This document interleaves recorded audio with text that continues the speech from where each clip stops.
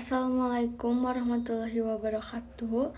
Perkenalkan, nama saya Rizka Ariska dengan NPM 240211313. Di sini saya akan menjelaskan tentang manajemen resiko dalam UMKM di kawasan Jawa Barat. UMKM adalah tulang punggung perekonomian, tapi masih banyak yang belum menerapkan manajemen risiko secara efektif. UMKM juga menyumbang lebih dari 60% terhadap PDB Indonesia dan menjadi penyerap tenaga kerja terbanyak. Di Jawa Barat, UMKM sangat aktif khususnya di bidang kuliner, perdagangan, dan industri kreatif. Namun, UMKM juga rentan terhadap risiko seperti manajemen keuangan yang buruk, perubahan pasar, serta bencana atau pandemi. Sayangnya, banyak pelaku UMKM belum memiliki sistem manajemen risiko yang baik. Selanjutnya, ada rumusan masalah dan tujuan. Rumusan masalahnya yaitu bagaimana penerapan manajemen risiko pada UMKM di Jawa Barat. Penerapan manajemen risiko pada UMKM di Jawa Barat dilakukan dengan cara mengenali risiko yang mungkin terjadi dalam usaha, seperti risiko keuangan, operasional, dan bencana. Setelah itu, pelaku UMKM mencoba mengatasinya dengan mencatat keuangan secara rapi, ikut pelatihan, dan ada juga yang menggunakan asuransi. Tapi masih banyak UMKM yang belum paham cara menerapkan karena keterbatasan pengetahuan. Tujuannya yang pertama, mengkaji strategi manajemen risiko yang diterapkan oleh UMKM. Yang kedua, ada menyusun rekomendasi untuk mitigasi risiko. Selanjutnya, ada kajian teori. Manajemen risiko adalah proses identifikasi, analisis, dan pengendalian risiko yang mungkin terjadi dalam bisnis. Jenis risiko pada UMKM antara lain risiko pasar, yaitu bahan selera, operasional atau kerusakan keuangan, arus kas negatif, SDM atau yang kurang kompeten, reputasi, teknologi, dan bencana atau pandemi.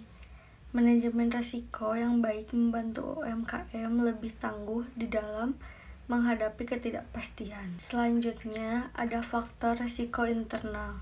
Yang pertama, ada faktor risiko internal tentang SDM, yaitu karyawan yang kurang terlatih dapat menimbulkan kesalahan kerja. Yang kedua, ada keuangan, yaitu banyak UMKM belum punya sistem pencatatan keuangan yang lebih baik. Ketiga, ada operasional, yaitu proses produksi yang tidak efisien atau rusak bisa menghentikan usaha. Selanjutnya, ada faktor risiko internal.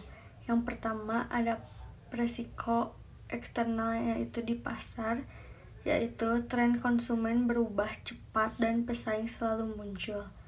Yang kedua, ada regulasi, yaitu perubahan kebijakan bisa menyulitkan seperti perizinan atau pajak. Yang ketiga, ada ekonomi makro, yaitu inflasi atau kenaikan harga bahan baku dan ketidakpastian politik bisa mempengaruhi bisnis. Selanjutnya, ada metode penelitian. Penelitian ini menggunakan metode kualitatif dengan pendekatan studi literatur, sumber data yang berasal dari jurnal dan dokumen relevan. Data diolah melalui yang pertama ada reduksi, yaitu menilah informasi penting. Yang kedua ada klasifikasi, yaitu membangun menurut tema risiko. Yang ketiga ada penyajian yang disusun dalam bentuk tabel dan narasi. Terakhir ada penarikan kesimpulan, yaitu dari pola yang ditemukan. Selanjutnya ada risiko dan solusi. Jenis risiko dan solusi yang pertama pasar, yaitu adaptasi produk dan riset pasar rutin. Yang kedua ada operasional, yaitu rencana cadangan jika alat rusak. Yang ketiga ada keuangan, yaitu pencatatan rapi dan perencanaan uang kas. Yang keempat ada SDM, yaitu pelatihan rutin dan lingkungan kerja sehat. Yang kelima ada reputasi, yaitu jaga kualitas dan layanan pelanggan. Yang selanjutnya ada teknologi, yaitu pelatihan digital dan kerjasama dengan ahli.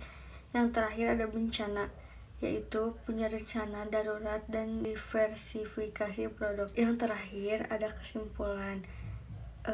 UMKM di Jawa Barat berperan besar dalam mendukung ekonomi daerah, tetapi juga menghadapi banyak risiko seperti perubahan pasar, gangguan operasional, masalah keuangan, kurangnya keterampilan SDM, hingga bencana dan pandemi.